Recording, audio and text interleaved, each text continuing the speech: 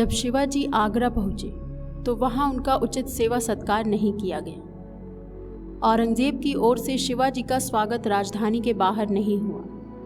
उन्हें 5000 मनसबदारों की पंक्ति में खड़ा किया गया। यह मनसबदारों की तीसरी पंक्ति थी। इस व्यवहार से शिवाजी बहुत दुखी व असंतुष्ट थे।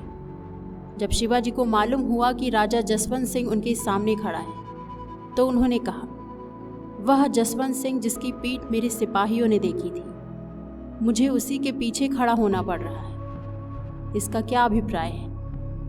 अब खिल्लत के भेंट करने का समय आया। शाही राजकुमार, वजीर व जसवंत सिंह इत्यादि सभी को इन खिलौतों से सम्मानित किया गया, किंतु शिवाजी को नहीं। औरंगजेब शिवाजी के क्रुद्ध भाव को ताड़ गया। उसने जयसिंह के बेटे राम सिंह से शिवाजी की दशा के संबंध में पूछा। राम सिंह शिवाजी के पास गया। शिवाजी राम सिंह से क्रुद्ध होकर बोले, तुमने मुझे देखा है, तुम्हारे पिताजी ने देखा है और तुम्हारे बादशाह ने देखा है कि मैं किस प्रकार का आदमी हूँ, किंतु तुमने फिर भी मुझे तीसरी पंक्ति में इतनी देर तक खड़ा रखा। मैं तुम्हारे मनसब को ठुकराता हूँ। ऐसा बोलकर उन्होंने उसी समय सिंहासन की ओर पीठ कर ली और वहां से चल दी। राम सिंह ने उनका हाथ पकड़ा, किंतु शिवाजी ने उसे छुड़ा लिया। राम सिंह सारी मिन्नतों के बावजूद शिवाजी को राज दरबार में वापस ना ला सका। जब औरंगजेब को यह पता चला तो उसने खिल्लत के साथ शिवाजी को लाने 3 सामंतों को भेजा, किंतु शिवाजी ने दरबार में जाना अस्वीकार कर दिया। अब औरंगजेब शिवाजी पर खींच गया और उसने षड्यंत्र द्वारा शिवाजी को मारने का निश्चय कर लिया। ऐसा इसलिए क्योंकि औरंगजेब नहीं चाहता था कि जनमत उसके विरुद्ध हो जाए। विशेषकर शिवाजी की रक्षा का वचन देने वाले जयसिंह व उसके पुत्र राम सिंह से उसे शत्रुता मोल लेनी पड़ी। औरंगजेब ने शिवाजी को मरवा डालने या किसी किले में कैद करने का निश्चय कर लिया। सबसे पहले शिवाजी के निवास स्थान के चारों ओर रक्षक नियुक्त किए गए। फिर शिवाजी को राधन दास खां के यहाँ ले जाने की आज्ञा हुई।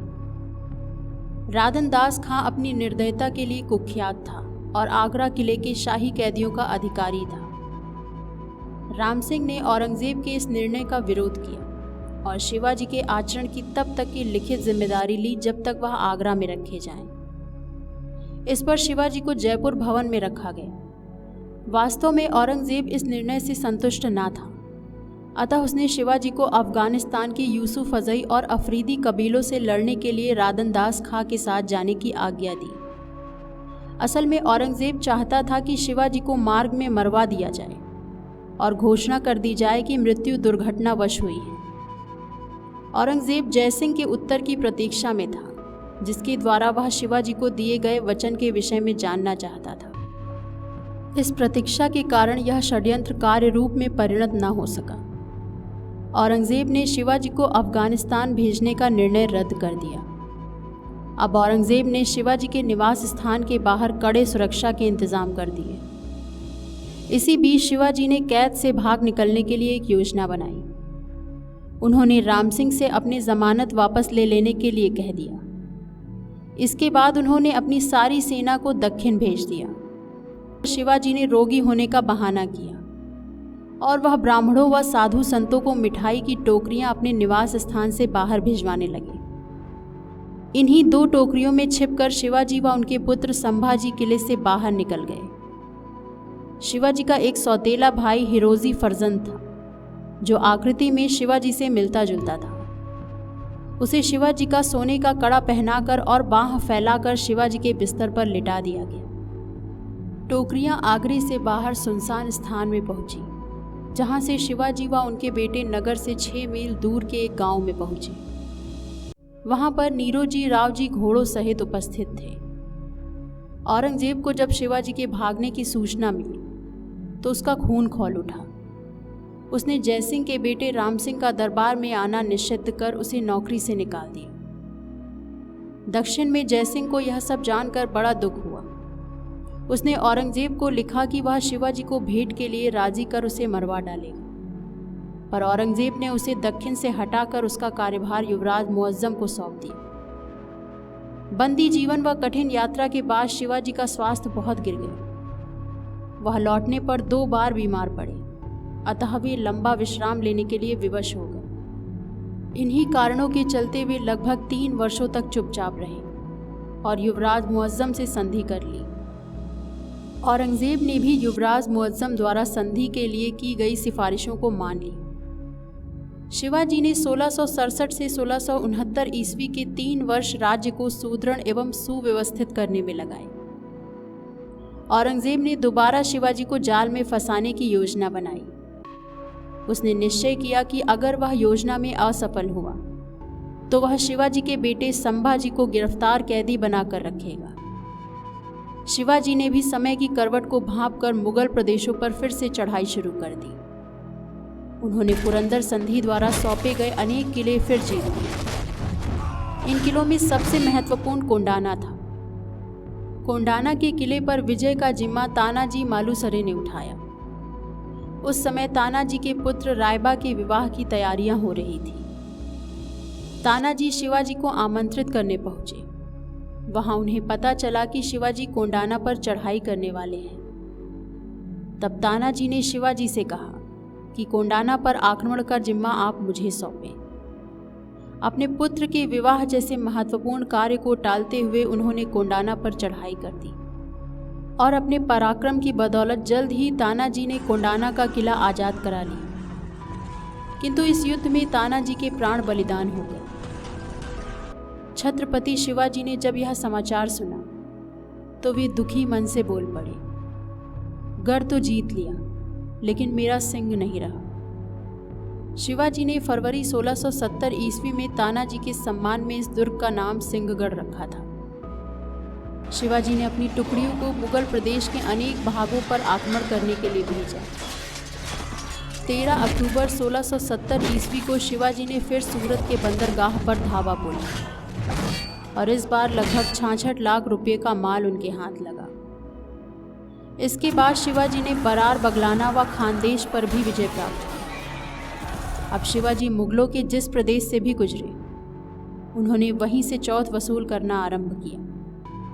उन्होंने घोषणा की कि दक्षिण मुगलों का नहीं है। शिवाजी के हैरत अंगेज कार्यों से क्रुद्ध औरंगजेब ने महाबत खां को दक्षिण भेजा और उसकी सहायता के लिए गुजरात के बहादुर खां को भी आज्ञा दी। ये लोग भी शिवाजी का कुछ न बिगाड़ पाए। अतः औरंगजेब ने इन्हें वापस बुलाकर बहादुर व दिलेर खां को दक्षिण के हमले का भार सौंपा। इन दोनों ने सलहेर पर घेरा डाला। फरवरी 1672 ईस्वी में सलहेर के भीषण युद्ध में मुगल बिल्कुल खदेड़ दिए गए। सलहेर और मुल्हेर पर मराठों का फिर अधिकार हो गया। 1672 ईस्वी के अंत में शिवाजी और बीजापुर के पुनः संबंध विच्छेद हो गए। अतः सुरक्षा के लिहाज से जरूरी पन्हाला दुर्ग पर हमला कर मराठों ने उसे अपने कब्जे में ले लिया। बीजापुर सुल्तान ने पन्हाला को वापस लेने के लिए बहलोल खां के नेतृत्व में एक शक्तिशाली सेना भेजी, किंतु मराठों के प्रधान सेनापति प्रताप राव गुर्जर ने उसकी रसद को रोककर उसे घुटने टेकने पर मजबूर कर दिया। बहलोल खां ने हार कर शरण मांगी और प्रताप राव ने उसे आक्रमण न करने की प्रतिज्ञा दिलाकर मुक्त कर दिया, किंतु छूटने के बाद बहलोल खां अपनी प्रतिज्ञा से मुकर गया और मराठों पर आक्रमण कर दिया। शिवाजी ने प्रधान सेनापति प्रताप राव को बहलोल खां को बिना क्षति पहुंचाए ही भाग जाने देने की अनुपयुक्त उदारता दिखाने के लिए दंड दिया, जिससे प्रताप राव के स्वाभिमान को ठेस लगी। प्रताप राव ने बहलोल खां को युद्ध के लिए ललकारा। प्रताप राव ने मात्र अपने 6 सैनिकों के साथ 5 मार्च 1674 ईस्वी को गर्ग हिंगलाज के पास नैसारी के तंग दर्रे में, जो कि घाट प्रभा नदी के 1 मील उत्तर में था, बहलोल खां पर आक्रमण कर दिया। शत्रु की विशाल सुसज्जित सेना ने प्रताप राव के टुकड़े कर डाले। वर्ष 1674 ईस्वी में ही शिवाजी ने मंत्रियों की सलाह से शास्त्रानुसार अपना राज्याभिषेक कर राजा की उपाधि धारण करना आवश्यक समझा, जिससे मराठों की ख्याति बढ़े। राज्याभिषेक की तैयारियां शुरू की गईं। काशी के प्रसिद्ध पंडित विश्वेश्वर जी गाग भट्ट को शिवाजी के राज्याभिषेक के लिए आमंत्रित किया गया। भारत के लगभग सभी सरकारों के राजदूत व राज्य प्रतिनिधियों के अतिरिक्त अंग्रेज व्यापारी व अन्य यूरोप व्यापारियों के प्रतिनिधियों ने भी इस महोत्सव में भाग लिया। राज्याभिषेक के बाद शिवाजी ने पुनः मुगलों से लोहा लेना जारी रखा। फरवरी 1675 ईस्वी के आरंभ में मराठों ने कोल्हापुर पर आक्रमण कर उस पर अधिकार कर लिया। इस बीच मुगल बहादुर खान ने 1676 ईस्वी के आरंभ में कल्याण पर हमला किया। उस समय शिवाजी बहुत बीमार चल रहे थे, फिर भी वह अपने मंसूबों में सफल न हो सका। स्वस्थ होने पर शिवाजी और बीजापुर के बीच पुनः संधि हो गई। बीजापुर ने मुगलों से रक्षा के बदले शिवाजी को 3 लाख रुपये नगद व 1 लाख हून सालाना देना स्वीकार किया। जनवरी 1677 ईस्वी में शिवाजी ने अपने जीवन के सबसे बड़े आक्रमण की तैयारी की। यह आक्रमण पूर्वी कर्नाटक पर किया गया। कर्नाटक का मैदान मद्रास का समुद्री तट बड़ा समृद्ध था और गड़े हुए खजाने के लिए प्रसिद्ध था। इसे गोलकुंडा व बीजापुर के सुल्तानों ने हथिया लिया था। शिवाजी का अनुमान था कि वे बड़ी सफलता से कर्नाटक के स्वामी बनकर इस समृद्ध प्रदेश को और इसके वेलोर, जिंजी और तंजौर नगरों को अपने राज्य में मिला सकते हैं।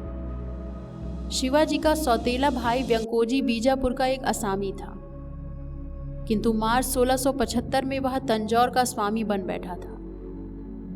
व्यंकोजी शिवाजी से ईर्ष्या रखता था, अतः वह अपनी सत्ता को विलीन करने को तैयार न था। व्यंकोजी ने अपने शक्तिशाली मंत्री रघुनाथ पंत हनुमंते से झगड़ा कर उसे पृथक कर दिया। रघुनाथ पंत ने क्रोधित होकर कर्नाटक पर शिवाजी व गोलकुंडा के सम्मिलित आक्रमण की योजना बनाई। जनवरी 1677 ईस्वी में शिवाजी ने रायगढ़ से हैदराबाद के लिए कूच किया। गोलकुंडा के सुल्तान व शिवाजी के बीच दक्षिण प्रदेशों पर आक्रमण करने का एक मसौदा तैयार हुआ। शिवाजी ने मार्ग में पड़ने वाले अनेक तीर्थों के दर्शन किए और कुरनूल में चौथ वसूल की। उन्होंने जिंजी, वेलूर इत्यादि किलों को जीत लिया। तुंगभद्रा से लेकर कावेरी तक का कर्नाटक का समुद्री प्रदेश शिवाजी के अधिकार में आ गया। जुलाई 1678 ईस्वी में मैसूर और पूर्वी कर्नाटक के अधिकारी तथा शिवाजी के सौतेले भाई व्यंकोजी शिवाजी से मिले। दोनों भाइयों ने एक सप्ताह साथ साथ बिताया। शिवाजी ने व्यंकोजी से पैतृक संपत्ति पर चर्चा की। संभवतः स्वयं शिवाजी व्यंकोजी से अपनी पैतृक संपत्ति में भाग मांगने के इच्छुक न थे, किंतु रघुनाथ पंत ने उन्हें उकसाया। व्यंकोजी ने छल पूर्वक भाषा में अपने आप को सुल्तान का आज्ञाकारी बताते हुए उनकी आज्ञा के अनुसार ही काम करने का मत प्रकट किया, जिससे शिवाजी व व्यंकोजी में मनमुटाव हो गया। शिवाजी पर संदेह होने पर व्यंकोजी तंजौर भाग गया। व्यंकोजी ने बीजापुर के सुल्तान से शिवाजी के विरुद्ध सहायता मांगी, किंतु उसने शिवाजी से लड़ाई मोल लेना उचित न समझा। शिवाजी ने अन्य उपाय न देखकर व्यंकोजी से कई प्रदेशों को छीन लिया और उनकी देखरेख हेतु सूबेदार नियुक्त किया। शिवाजी के महाराष्ट्र लौट आने पर व्यंकोजी ने सूबेदार हम्मीराव मोहिते पर धावा बोल दिया, किंतु वह हार गया। शिवाजी ने एक पत्र लिखकर व्यंकोजी को फटकारा और बीजापुर के हाथ न खेलने की चेतावनी दी। अंत में रघुनाथ पंत के सत प्रयत्नों से दोनों भाइयों में मित्रतापूर्ण समझौता हो गया। शिवाजी ने व्यंकोजी के लगभग सभी प्रदेशों को लौटा दिया, किंतु शर्त यह रखी गई कि वह बीजापुर की राजभक्ति छोड़कर उनका असामी होना स्वीकार कर लेगा। शिवाजी ने अपने ज्येष्ठ पुत्र संभाजी का पालन पोषण भली भांति किया था, किंतु फिर भी वह विद्रोही हो गए थे। पिता के उपदेश व चेतावनी व्यर्थ सिद्ध हुई। तब उन्हें 1676 ईस्वी में गिरफ्तार कर श्रृंगारपुर में नजरबंद कर दिया गया। उन्हें बड़े अच्छे अच्छे उपदेश दिए गए और वे प्रसिद्ध धर्मोपदेशक श्री रामदास के संपर्क में लाए गए, किंतु परिणाम कुछ न निकला। अतः शिवाजी ने 1678 ईस्वी में उन्हें पन्हाला में कैद करवा दिया। 23 दिसंबर 1678 की रात को संभाजी अपनी पत्नी के साथ पन्हाला से निकल भागे। मुगल सेनापति दिलेर खां ने मौके का फायदा उठाकर संभाजी को शरण दी। औरंगजेब ने जब यह सुना तो वह बहुत खुश हुआ। लेकिन संभाजी के परित्याग को शिवाजी का जाल समझकर उसने दिलेर खां को संभाजी पर नजर रखने की आज्ञा दी। दिलेर खां ने बीजापुर पर हमला कर दिया।